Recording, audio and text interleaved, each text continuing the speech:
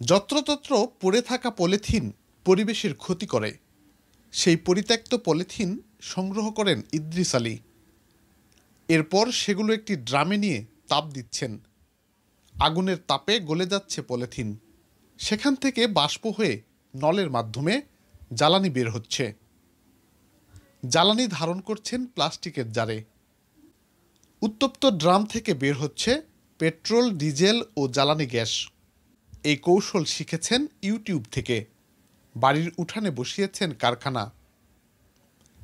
ইদ্রিস আলী নওগাঁ জেলার মান্দা উপজেলার হোসেনপুর গ্রামের বাসিন্দা। অষ্টম শ্রেণী পর্যন্ত পড়ালেখা করেছেন। জীবিকার জন্য আগে রিক্সা ভ্যান চালাতেন, আর এখন আবিষ্কৃত জ্বালানি বিক্রি করে তার সংসার চলে। ইদ্রিসের কাছ থেকে তেল সংগ্রহ করে চাহিদা মেটাচ্ছেন গ্রামবাসী। পেট্রোল ও ডিজেল সংরক্ষণ করতে পারলেও তিনি গ্যাস সংরক্ষণ করতে পারছেন না। গ্যাস ধরে রাখতে সহযোগিতা চেয়েছেন তিনি। প্রথমে পলিথিন আমি ড্রামে ঢুকাই, ড্রামে জাল দেই, তারপরে ওখান থেকে বাষ্পীয় হয়ে আমার পাইপে আসে, পাইপ থেকে আমার কন্টেনারে আসে, কন্টেনার থেকে তেল হয়। তো এখানে 7 কেজি পলিথিন থেকে আমি 5 লিটার পেট্রোল বার করতে সক্ষম হয়েছি এবং গ্যাস, সেই গ্যাসটা আমার চুলার কাজে ব্যবহার হয়। সামথিং পয়সা ধরেন যে 10 টাকা কেজি হিসাবে কিনি এবং কিছু ছেলে পেলে দিয়ে কোড়ায় নিই, এই তো। আর ধরেন যে কিছু খড়ি, মনখানে খড়ি লাগে, এই খড়ি দিয়ে আমার মোটামুটি তেলে দামে আসা পড়ছে। আমি হিসাব করে দেখলাম যে 60 টাকা লিটার হলে এটা বিক্রি করা যাবে, বাজারজাত করা যাবে।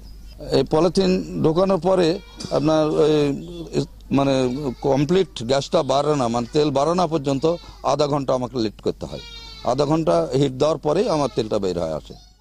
প্রথমে আমি ইউটিউবে দেখলাম যে এই তেল, পলিথিনটা তেল হচ্ছে।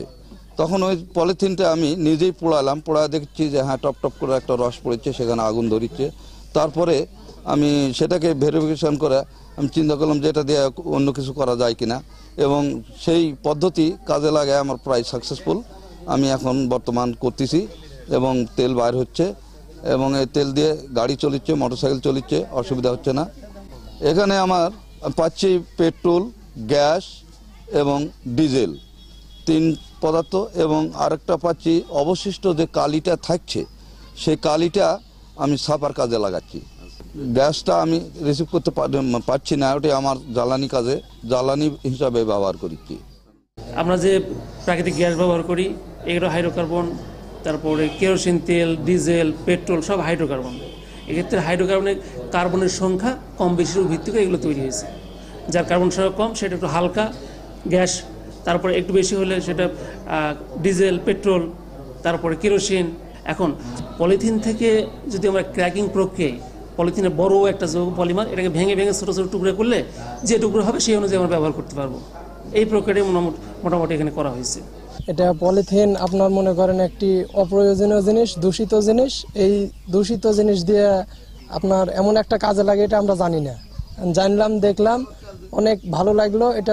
আর যে গ্যাসটা ধরে রাখতে পারছে না, এটার হয়তো যন্ত্রপাতি কিনতে হবে, এসবের আর্থিক অবস্থার কারণে এটা করতে পারছে না। পেট্রোল গাড়িতে চলতেছে, এটা আমরা নিজেই দেখতেছি। হ্যাঁ, এটাতে কোনো তো প্রবলেম হচ্ছে না গাড়ির। অল্প দামের মধ্যেই সাশ্রয়ী রেটে আমরা এখান থেকে পেট্রোল সরবরাহ করতে পারবো।